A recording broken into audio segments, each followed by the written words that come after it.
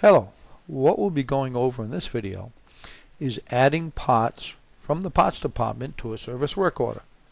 There are two basic ways of doing that. I'll cover the first one first. Okay, add update parts to a service work order. Pretty self-explanatory. Let's click that. You would now type in the work order number which you want to add parts to. If you don't know the work order number, there again you can do our standard lookup. It's going to list all the open work orders. Obviously the color-coded green means they're done, waiting for the customer to pick them up. Red means that there are parts outstanding that have been ordered that haven't come in yet.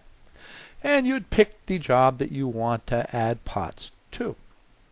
Let's go with this job right here.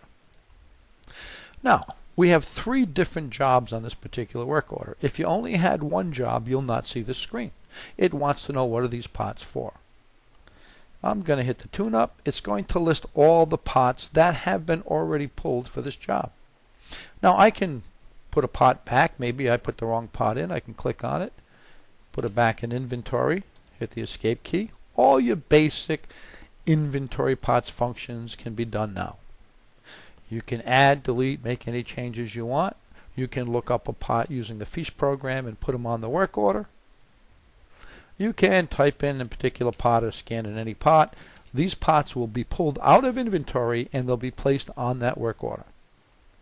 Once you're done putting the parts on, doing any of the changes you need to make, you're just going to hit the save button and they are now going into service. They're sitting on that service work order waiting to get billed out in service. Pretty simple. There is another method of adding parts to a service work order from the parts department. Let's go into work in progress. There's also a method where many dealers want the mechanics to actually look up in the fiche, create what we call a pick list of all the parts they need for a particular job. Then they submit it to the parts department, and the people in the parts department will be the ones that physically pull it out of inventory and handle placing it from the pick list to the work order. So let's take a look at our work order file. Now if I knew the work order that somebody created a pick list for, I would type it in. If not, I would just hit the enter key, and is a service pick list here. And if I want, I could just list service pick lists. But let's look at this list right here.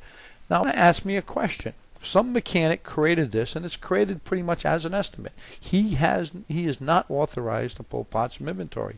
He can look, he can see if there's in stock. He can actually request that I need to have this on a work order, and that's what's going on now. Now typically what you're probably going to want to do here is convert it to an RO. What it's going to do is going to go through that pick list that this mechanic created, pull the parts out of inventory that you do have in stock, and then you can click here and it'll automatically special order all the parts that you don't have in stock, or if you don't click here, it'll stop for each individual one, and you, the parts person, can make a decision on which ones you want to order, which ones you don't. If you'd just like to review it and take a look at it without converting it, you'd click here, which means do not convert to an estimate. It'll still keep it as a pick list estimate, and you can look at it and change it and do what you wish to do with it. Let's convert it to an estimate. Now I'm not going to say special order parts. I'm going to say I want to look at each individual one. And now what it did, it took the parts out of inventory, which I had, and now it's stopping here saying, look, I don't have this part. What do you want to do? Back to the same inventory basic functions. If in fact we want a special order for this work order, we would hit F7. And now what we've done is pull these two parts out of inventory that are now sitting on the work order to be billed. This part is now waiting to get ordered for this particular work order. When we're done, we hit save, and now we're complete. So those are the two major mechanisms for pulling parts from the parts department, putting them on the service work order. Have a good day.